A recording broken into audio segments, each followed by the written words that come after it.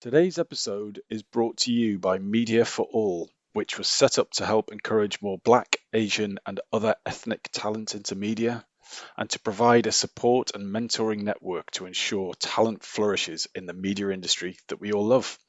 If you're looking for a mentor or would like to mentor young ethnic talent, check them out at mediaforall.org.uk, and it is all 100% free.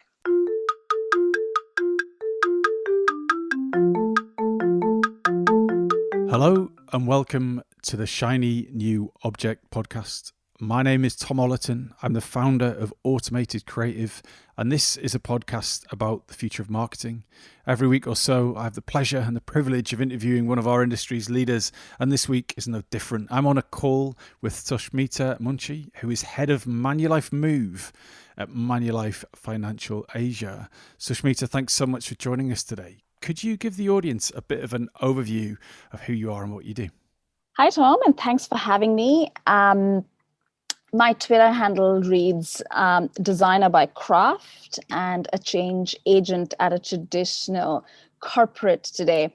Quick background, went to design school, spent 15 years working in consulting and agency, designing propositions and experiences which are customer-centric. Last 6 years with an insurer, trying to do the same in-house. And I noticed on this call that you're back in the office. How's that? Yes, I'm back in the office. It's a little bit like being back at school after summer break. And what's the best thing about being in the office that you'd forgotten about during lockdown? Just meeting people, being able to ideate, use the whiteboard, get just feed off the energy of humanity, which was impossible in the last few months. And of course, lest I forget, I don't miss homeschooling.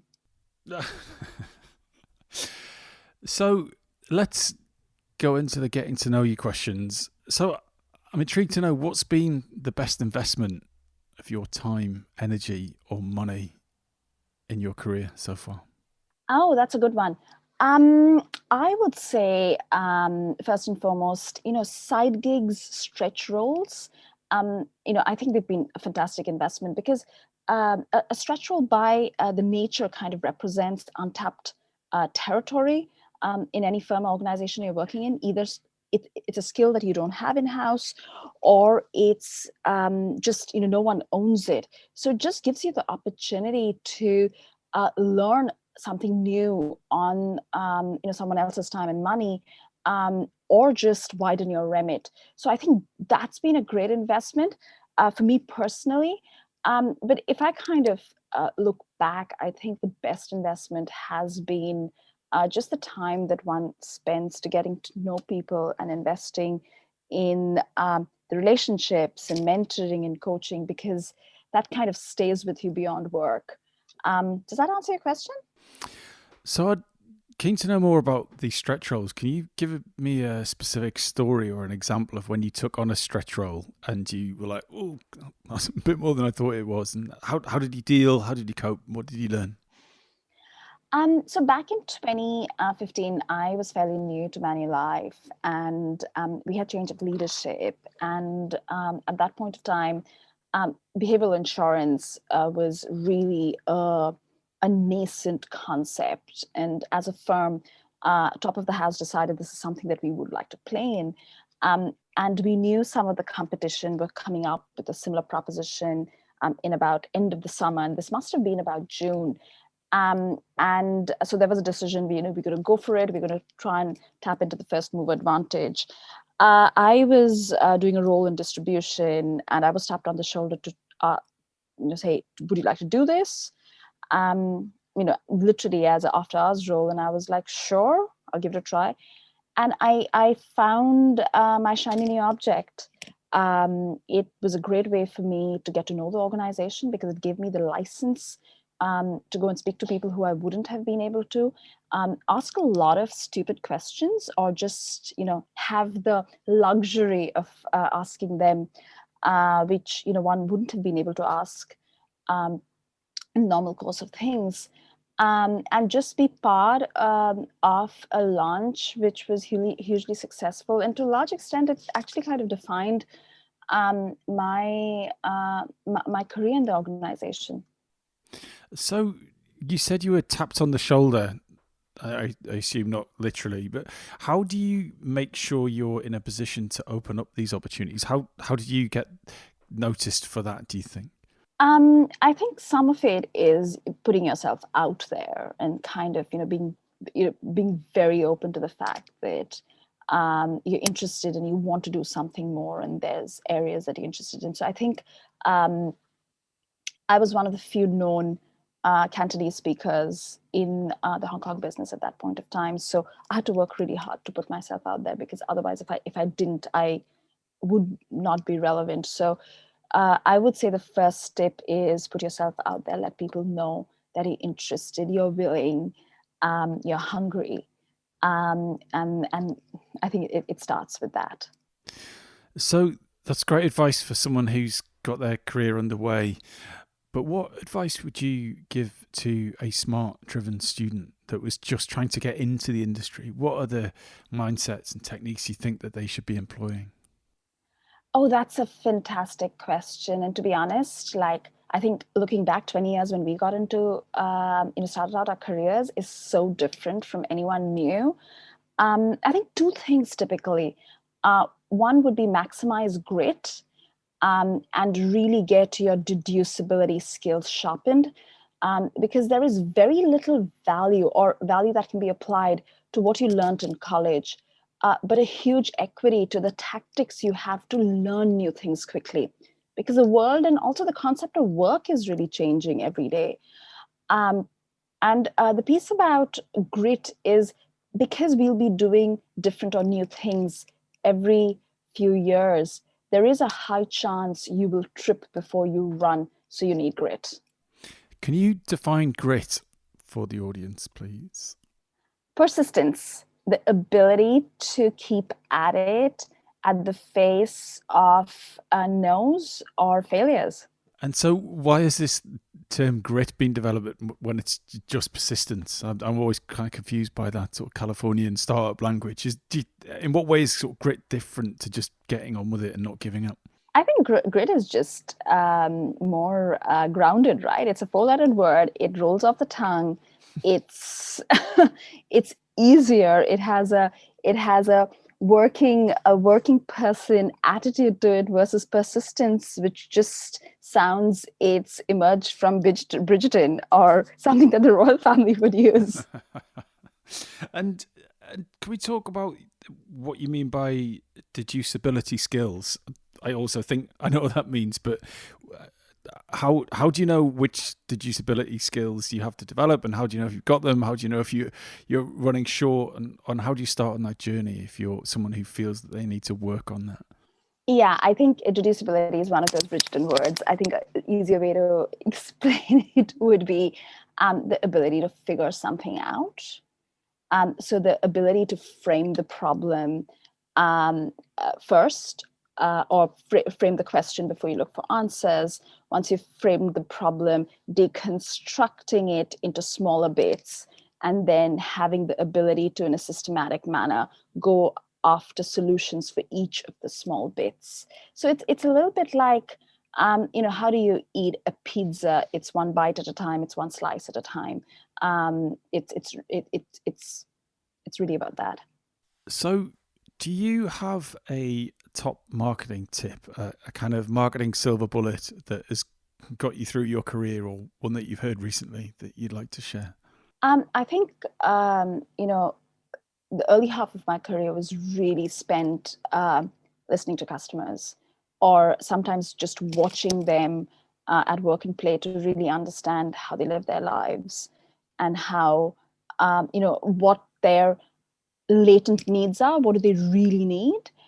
So my top tip would be, any opportunity you get, before you get your heart set on a campaign or a solution or a way forward, spend as much time as you can to listen to customers in person, recordings of call center conversations, focus groups, or just people watching. Watch them in the context where they might be consuming what you're trying to peddle, so that you really understand, what's going to resonate, or if there's something that you're missing or is not getting articulated, or customers are not articulating something. So really listen to the customer, watch your customers as much as you can before you kind of arrive at a solution. Often watching customers and listening to them leads you to the answers, instead of you having a set idea and then kind of reverse engineering everything around it. So that's my top tip. It's not a So I've very got, very new one, but it is, well, I think, I have one an that works interesting all the point on time. that. So this is data I've got here for you, right? So I'd say maybe 15, 20% of the people I've interviewed for this podcast come from APAC or certainly work in the area. And it's, I think, almost exclusively been people from the region who have said something similar to that. And almost no one, I think, from the West has actually said that you should really explore first party or real time or live or call center data. Do you think that's a cultural thing, or have I just hit a weird quirk of people with my interview?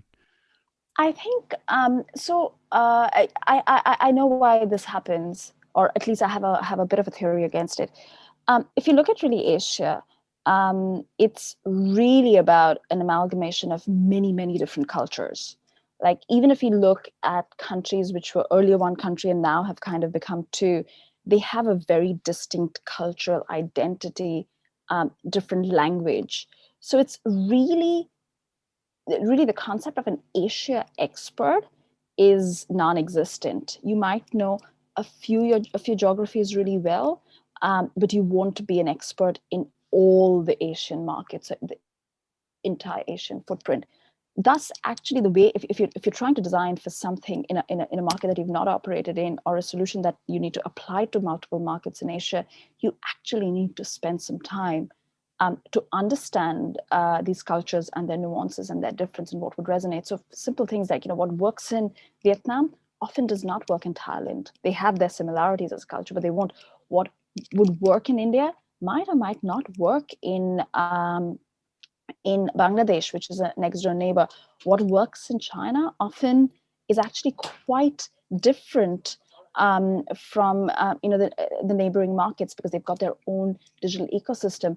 So I think the reason why listening to the customer and watching the customer and really understanding the customer is almost mandatory in Asia Pacific is because Asia is so diverse. I think that might be it.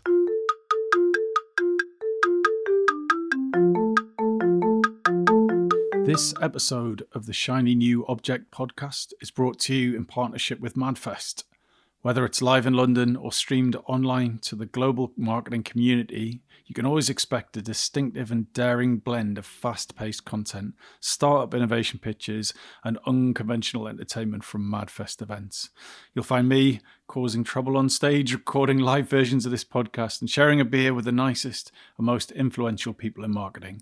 Check it out at www.madfestlondon.com.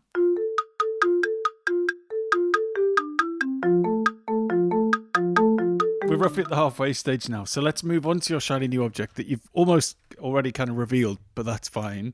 It is that interesting, and it is behavioural insurance. So what is that? Okay, so behavioral insurance, which is a bit of a departure from traditional insurance, actually helps customers to build healthier habits and live longer and better lives. So it actually rewards customers for making healthier choices every day. It's a three-way win. The customer actually has a better life. You live longer. You don't have any of the lifestyle illnesses, which actually kills our population more than ever. We as insurers pay less claims, and most importantly, society and communities that we live in spend less on healthcare. So that's behavioral insurance. And so why is it your shiny new object? Why do you think this is going to impact marketing?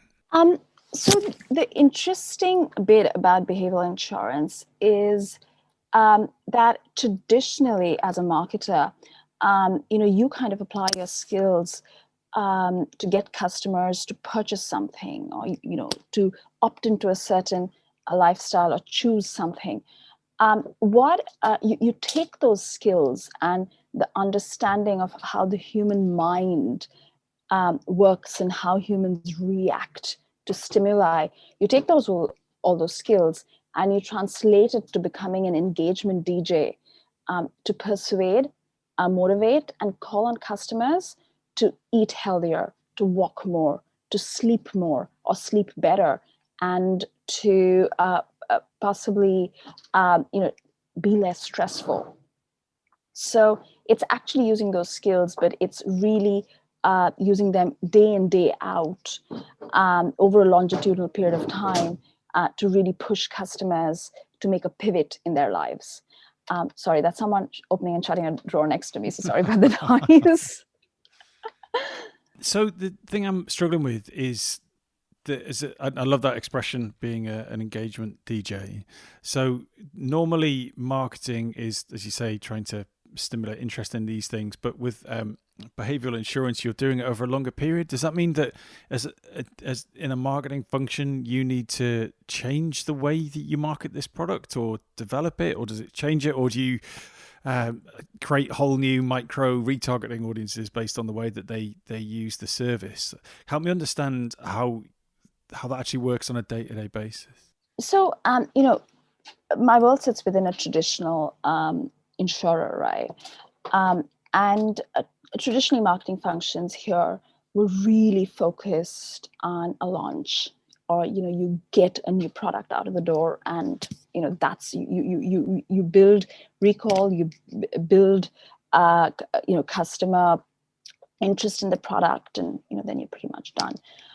With something like behavioral insurance, you engage your customers through a digital app. So, they're connected to you. They probably have a wearable device which they're using to track their health connected to your app. And essentially what you need to do is provide them some form of a stimuli. Either you reward them, so you incentivize them, or you disincentivize them.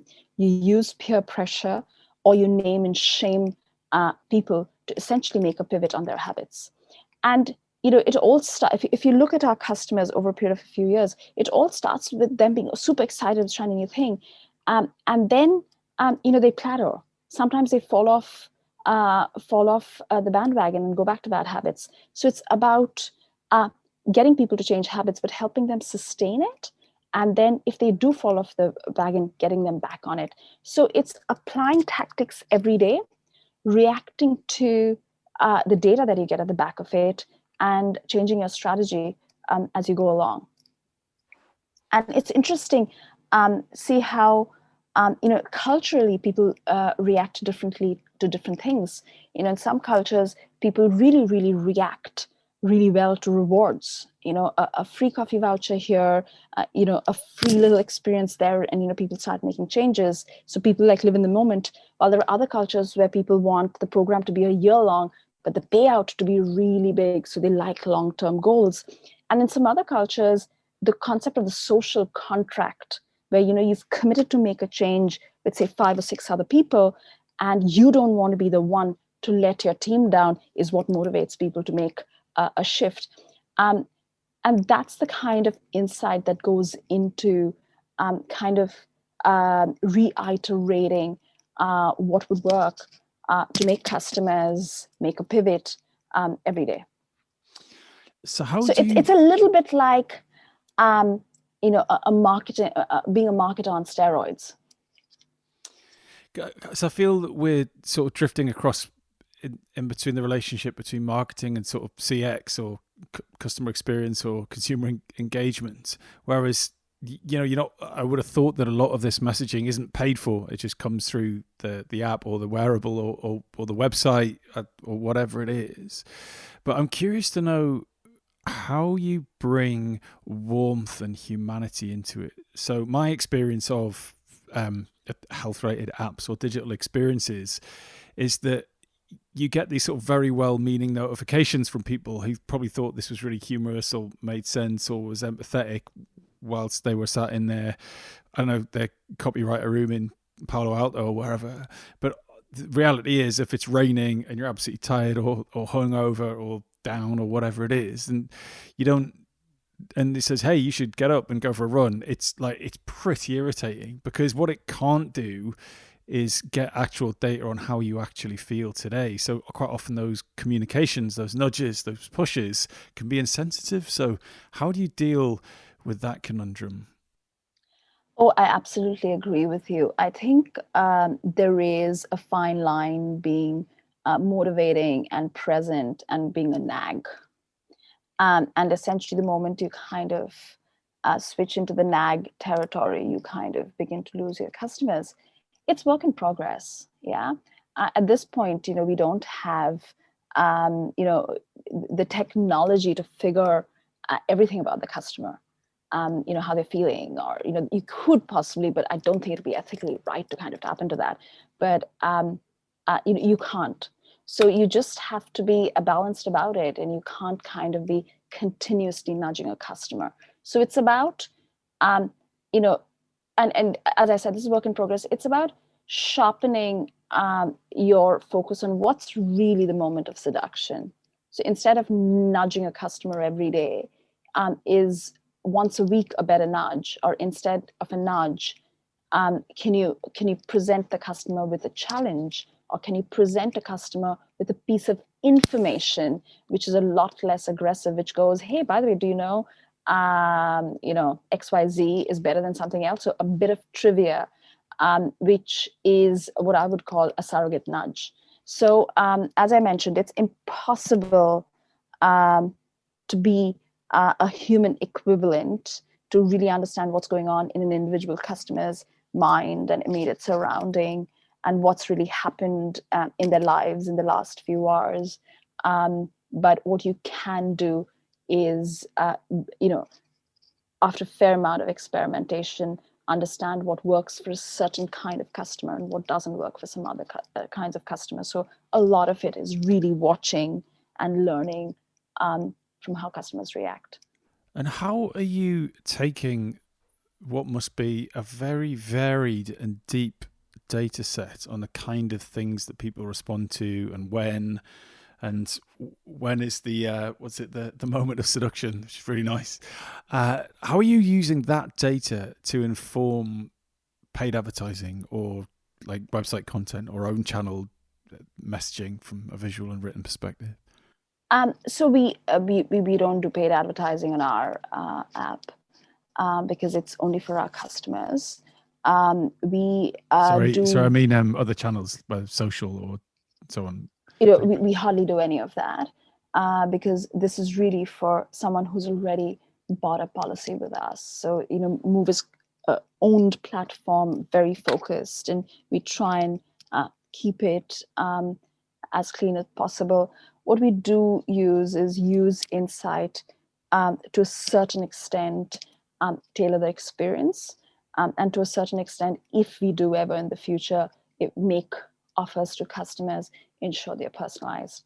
But at this juncture, a lot of the data, I would say, is untapped, and to be very honest, we use very, very little of that to really. I would say we use very little of that to get value out of it.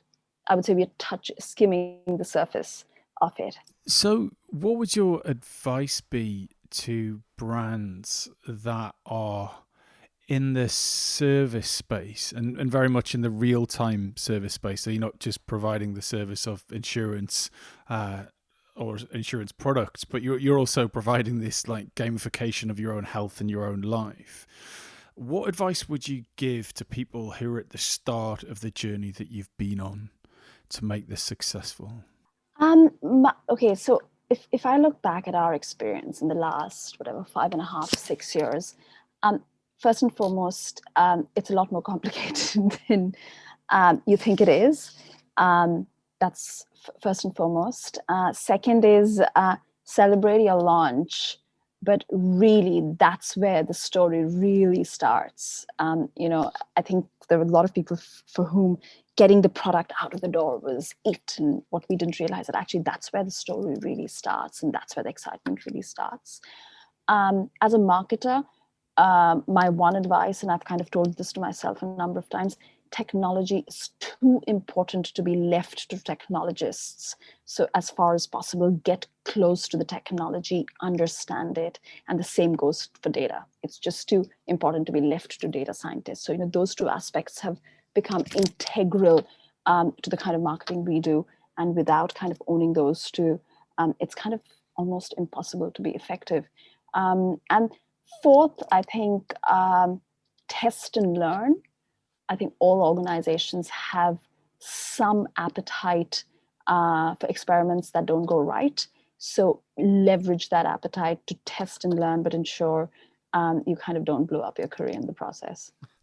So I love that. Tech is too important to be left to the technologists. That's fighting talk. Be specific. Be specific. What do you mean? Like what they're not clever enough, or they're not empathetic, or whatever cliche you want to throw at them. But what is it about technologists that mean that they can't be trusted to do the job on their own without your input? Let's just be honest here. Technologists, their brains work in a certain way. They bring a certain skill set to the table. It's our role to ensure we keep the voice of the customer and the whole purpose of why we are engaging in a certain program top of mind. It's not fair to expect technologists to have the same kind of passion for customers or customer centricity and for marketing as much as a true blue marketer would have. So we just need to ensure we hold their feet to fire. It's not that they're not smart enough. It's just that their brains work differently. They bring a different skill set. We just need to ensure we are as close as possible to them so you get the best possible outcome. Fantastic. So, Sushmita, unfortunately, we're running out of time now. So if anyone wanted to get in touch with you to talk about behavioural insurance or holding technologists' feet to the fire or not, or any of the other wonderful things that you've said, how would you like them to do that? Look me up on LinkedIn. I am Sushmita Munshi, my full name. Sushmita, thank you so much for your time. Thank you.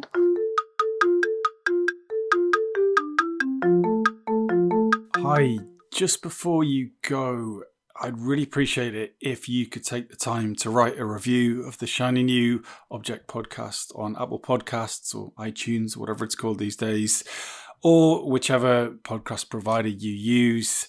We're an indie podcast, so it would go a long way for us if you could just share the word and give us a bit of a support on those channels. That would just be fantastic. If you haven't got time, that's also cool. And yeah, if you could tell your colleagues about the podcast, and also, if possible, don't forget to subscribe. And I'd love to hear your feedback. If you'd like to speak on the podcast or be a guest, or you think I'm asking the wrong questions, anything, I'd be super interested to hear what you think. So please email me at tom@automatedcreative.net. That's TOM at, I'm not going to bother spelling it. Anyway, you'll work it out. Thanks so much.